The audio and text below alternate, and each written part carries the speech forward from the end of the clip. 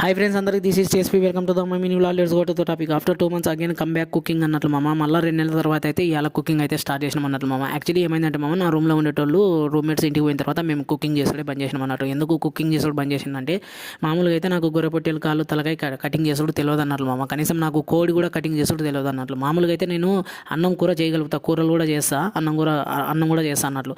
ఇక ఆ తర్వాత అయితే ఇంటికి పోయిన నా రూమ్మేట్ అయితే మళ్ళీ తిరిగి ఇవాళ అయితే కోవిడ్కి వచ్చాడు అన్నట్లు. కోవిడ్కి రాగానే 2 నెలల సంది మురిగిపోయి మూలకు పడ్డ, ఫ్రిడ్జ్లో మూలకబడ్డ గొర్రెపొట్టెలు కాళ్ళు తలకాయ ఉంటే మంచిగా కటింగ్ చేసి కూర చేయమని చెప్పిండు అన్నట్లు. ఇక నేనైతే స్టవ్ మీద ఇక షర్వ పెట్టి మంచిగా నూనె పోసి ఎల్లిపాయలు, టమాటాలు, పచ్చిమిరకాయలు అవన్నీ కోసుకొని మసాలాలు అయితే మంచిగా వేస్తున్నా అన్నట్లు. వేయించి ఆ తర్వాత మసాలా అయితే రెడీ చేస్తున్నా అన్నట్లు. ఇక మధ్యలో మా అక్షయ్ కన్నా వచ్చిండు అన్నట్లు. ఇక రషీద్ భాయ్ నా రూమ్మేట్ ఈ వీడు వచ్చి మధ్యలో మసాలా అయితే గెలుకుతున్నాడు అన్నట్లు. మొత్తానికి అయితే మసాలా అయితే తయారైపోయింది.